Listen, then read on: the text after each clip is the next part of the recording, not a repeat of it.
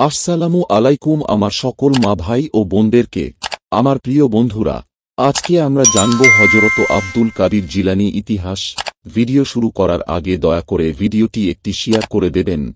হযরত আব্দুল কাদের জিলানী হলেন একজন সুন্নি মুসলিম ধর্মপ্রচারক, তপস্বী, মরমী আইনজ্ঞ এবং হাম্বলি মাযহাবের ধর্মতত্ত্ববিদ। তিনি ইসলাম ধর্মে অন্যতম প্রধান আধ্যাত্মিক ব্যক্তিত্ব। তিনি ইসলামের অন্যতম প্রচারক হিসাবে সুবিদিত। সুফিরা তাকে বড় পীর হযরত আব্দুল কাদের জিলানী নামে ব্যক্ত করেন। আধ্যাত্মিকতায় উচ্চমার্গের জন্য বড় পীর ইরাকের অন্তর্গত জিলান নামক স্থানে জন্মগ্রহণ করায় জিলানী সম্মানিত হিসাবে আবু মুহাম্মদ মহিউদ্দিন প্রভৃতি উপাধি ও নামেও তাকে সম্বোধন করা হয়। সম্মানসূচক মহিউদ্দিন অনেক সুফিদের কাছে ধর্মের পুনরুজ্জীবক হিসাবে তার মর্যাদা নির্দেশ করে। গিলানি আরবি আল জিলানি, তার জন্মস্থান গিলানকে বোঝায়। যাই হোক, গিলানি বাগদাদির উপাধিও বহন করেছিলেন। বাগদাদে তার বাসস্থান এবং দাফনের কথা উল্লেখ করে। জন্ম আব্দুল কাদের হিজরি 870 সনের রমজান মাসের 1 তারিখে বাগদাদ নগরের জিলান শহরে জন্মগ্রহণ করেন। তার পিতার নাম আবু সালেহ মুছা জঙ্গি এবং মাতার নাম সাইয়েদা উম্মুল খায়ের ফাতেমা। তার পিতা ছিলেন ইমাম হাসান ইবনে আলীর বংশধর ও মাতা ছিলেন ইমাম হুসাইন ইবনে আলীর বংশধর। জিলানী তার জন্মের প্রদেশ গিলানে তার প্রাথমিক জীবন কাটিয়েছেন। 1015 সালে 18 বছর বয়সে তিনি বাগদাদে যান। সেখানে তিনি আবু সাইদ মুবারক মাকজুমি এবং ইবনে আকিলের অধীনে হাম্বলি মাযহাব অধ্যয়ন করেন। তিনি আবু মুহাম্মদ জাফর আল-সাররাজের কাছে হাদিস অধ্যয়ন করেন। শিক্ষা শেষ করে জিলানী বাগদাদ ত্যাগ করেন। তিনি ইরাকের মরুভূমিতে 25 বছর তপস্যা করেন।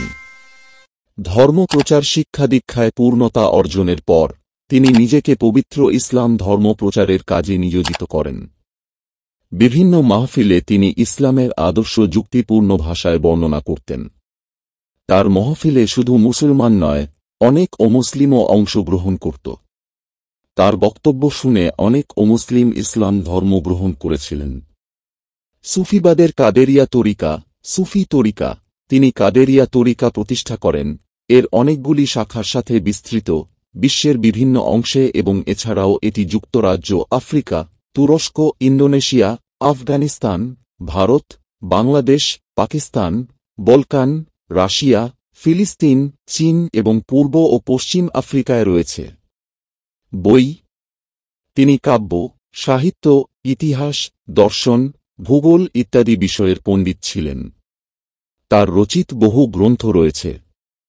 এসব গ্রন্থের মধ্যে উল্লেখযোগ্য কিতাব সিরার আল-আশরার ওয়া মায়হার আল-আনোয়ার, রহস্যের গোপন বই এবং আলোর প্রকাশ, ফুতুহ আল-গাইব, অদৃশ্যের রহস্য, গুনিয়াতুত তালেবিন, অন্বেষকদের ধন, কসিদায়ে গাউসিয়া, আল-ফুজুদাত আল-বানিয়া, প্রভুর অনুগ্রহের প্রকাশ, 15টি চিঠি, খামসাতা আশারা, মাকতুবান কিবরিয়াত এ আহমার, জান্নাত ও জাহান্নামের সংক্ষিপ্ত বিবরণ, মহিমান্বিত প্রতিভাস, আল-ফাতহ আরব্বানী।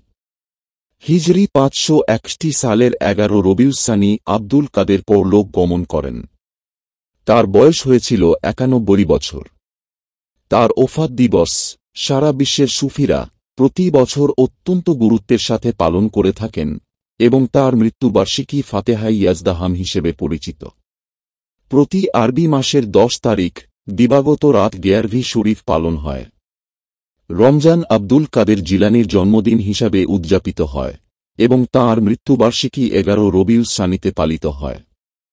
ভারতীয় উপমহাদেশে তাঁর ওরস বা মৃত্যুবার্ষিকীকে গেয়ারভি শরীফ বা সম্মানিত দিবস বলা হয়।